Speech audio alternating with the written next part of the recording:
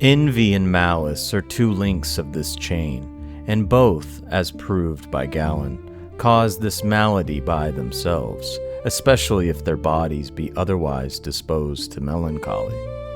Envy so gnaws many men's hearts that they become altogether melancholy, and therefore, belike Solomon, calls it the rotting of the bones, Cyprian, vulnus occultum.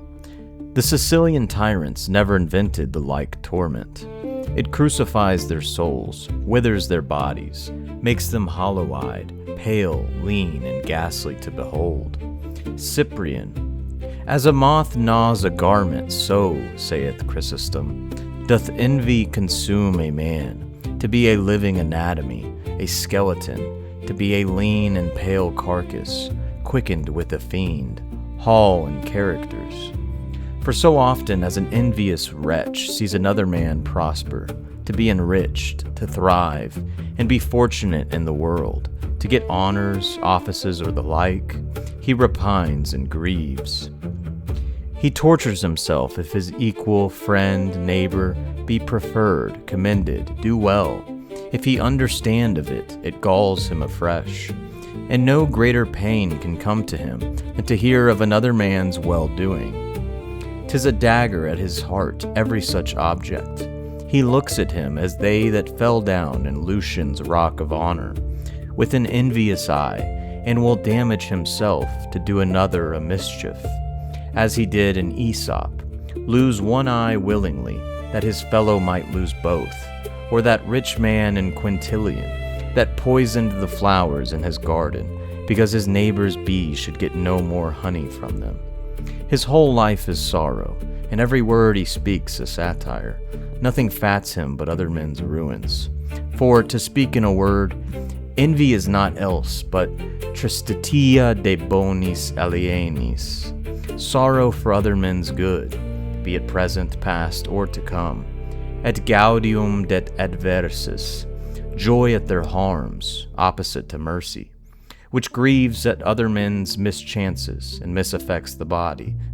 So Damascene defines it, Thomas, Aristotle, Plato, Philebo, Tully. And we find it true. 'Tis a common disease, and almost natural to us, as Tacitus holds, to envy another man's prosperity. And 'tis in most men an incurable disease. I have read, saith Marcus Aurelius, Greek, Hebrew, called the authors. I have consulted with many wise men for a remedy for envy. I could find none, but to renounce all happiness and to be a wretch and miserable forever. 'Tis the beginning of hell in this life, and a passion not to be excused. Every other sin hath some pleasure annexed to it, or will admit of an excuse. Envy alone wants both. Other sins last but for a while. The gut may be satisfied, anger remits, hatred hath an end, envy never ceaseth. Cardon. Divine and humane examples are very familiar. You may run and read them, as that of Saul and David, Cain and Abel.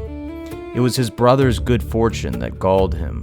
Rachel envied her sister, being barren. Joseph's brethren him. David had a touch of this vice.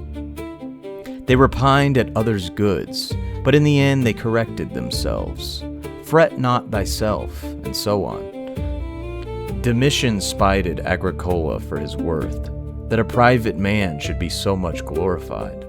Sechina was envied of his fellow citizens, because he was more richly adorned. But of all others, women are most weak. They love or hate, no medium amongst them. A woman, if she see her neighbor more neat or elegant, richer in tires, jewels, or apparel, is enraged, and like a lioness sets upon her husband, rails at her, scoffs at her, and cannot abide her. So the Roman ladies in Tacitus did at Solanina, Sechina's wife, because she had a better horse and better furniture, as if she had hurt them with it. They were very much offended. In like sort our gentlewomen do at their usual meetings. One repines, one scoffs, at another's bravery and happiness. An Attic wench was murdered of her fellows, because she did excel the rest in beauty, Every village will yield such examples.